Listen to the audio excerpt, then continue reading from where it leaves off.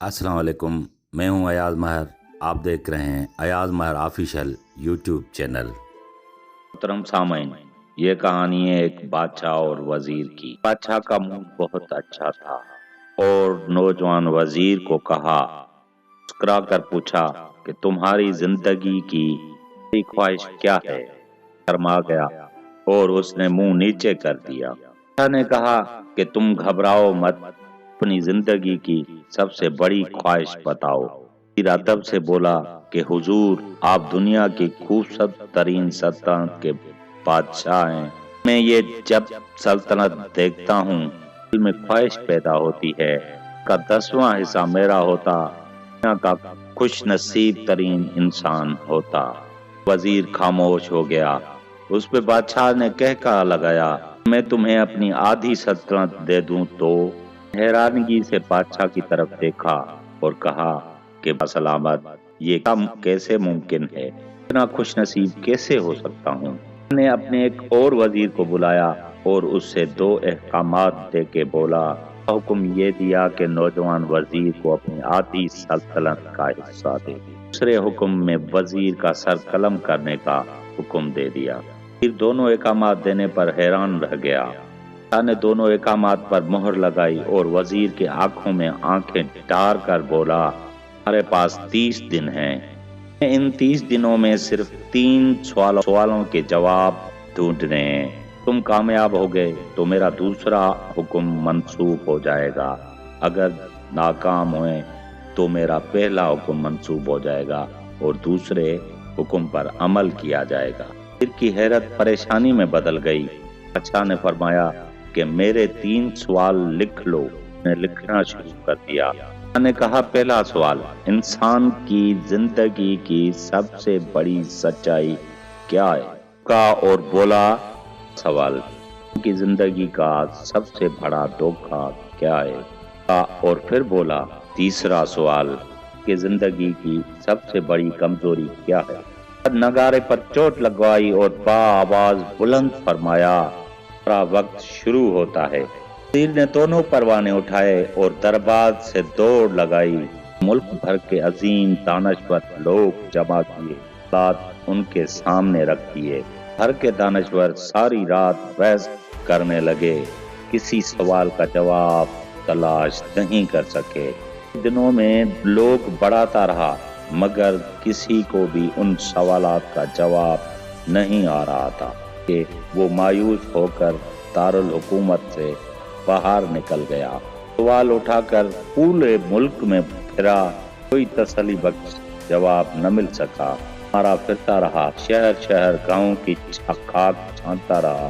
बाज फट गया, पगड़ी ढीली होकर गर्दन में लटकने लगी, फट गए और छाले पड़ गए। तक के शर्त का आखिरी दिन आ गया। दिन उसने दरबार में पेश होना था। तो यकीन था कि ये उसकी जिंदगी का आखिरी दिन है। उसकी गर्दन काट ली जाएगी, शहर की मरकजी पुल पर लटका दिया जाएगा। खुश होकर दारुल हुकूमत की कच्ची आबादी में पहुंच गया। आबादी के सिरे पर एक फकीर की झोपड़ी थी। परेशानी के आलम में उस झोपड़ी तक पहुंचा कि फकीर सूखी रोटी पानी में डबो कर खा रहा था। दूध का प्याला पड़ा था।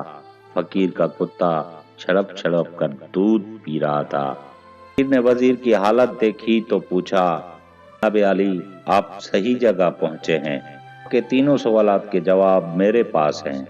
मैं हैरत से उसकी तरफ देखा। आपने कैसे अंदाजा लगा लिया कि कौन हूँ और मेरा मसला क्या है। खी रोटी के टुकड़े छाबी में रखे, आया अपना बोरिया उठाया, वजीर को कहा, ये देखिए, बात समझ आ जाएगी। झुककर देखा, बोरी के नीचे शाही खलत बिछी हुई थी। वास्ता जो बादशाह अपने करीब तरीन वुज़रा को देता था। कहा, जनाब आली, मैं भी एक बुलंद का वजीर होता था।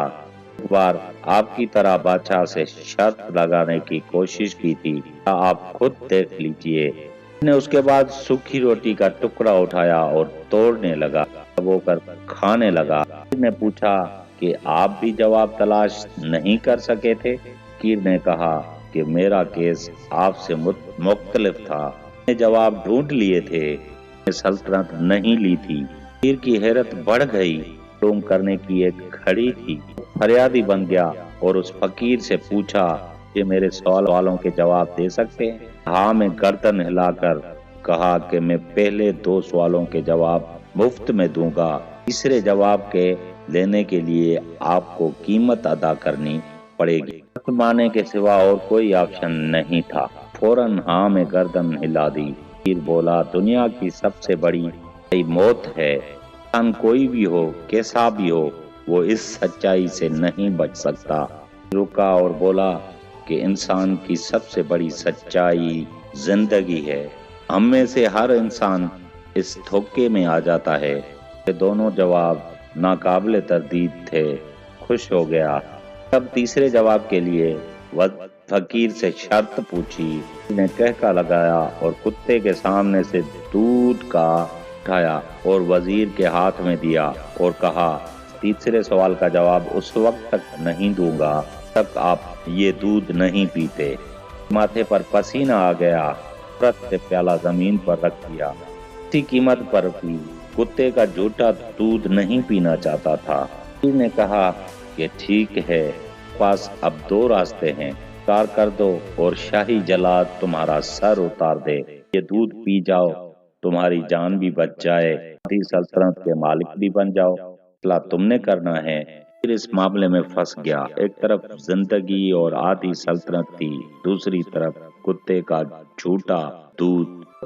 سوچتا رہا کہ جان و مال ہار گیا اور سیلف ریسپیکٹ جیت گئی۔ گلا اٹھایا اور ایک ہی سانس میں پی گیا۔ فقیر نے کہکا لگایا اور میرے بچے، ان کی سب سے بڑی کمزوری ہوتی ہے، کتے کا جھوٹا دودھ پینے تک مجبور کر دیتی ہے۔ یہ وہ سچ ہے کو یہ سلطنت کا پروانہ پھاڑ کر یہاں تک آ کر بٹھا دیا گیا تھا کہ میں جوں زندگی میں آتا جاؤں گا، اس سچائی کو فراموش کرتا جاؤں گا۔ خود کو جتنا فراموش کرتا جاؤں گا، قرض کی دلدل میں دھستا جاؤں گا۔ تو اس دلدل میں سانس لینے کے لیے کا غلیظ دودھ پینا پڑے گا۔ لہذا میرا مشورہ ہے کہ ان تینوں حقیقتوں کو جاننے کے لیے پر غور کرو، تمہاری زندگی اچھی گزرے گی۔ زندگی اور خود ترسی کا تحفہ لے کر فقیر کی جھوپڑی سے نکلا، محل کی طرف چل پڑا۔ کیوں محل کے قریب پہنچ رہا تھا، احساس شرمندگی میں اضافہ ہو رہا تھا، پھر ذلت کا احساس بڑھ رہا تھا۔ اس احساس کے ساتھ محل کے دروازے پر پہنچا، درد بہت بڑھ گیا اور وہ گھوڑے سے گر گیا اور بڑی ہچکی لی اور اس کا روح پرواز ہو گیا۔ امید کرتا ہوں کہ آپ لوگوں کو اس ویڈیو سے بہت سبق حاصل ہوا ہوگا۔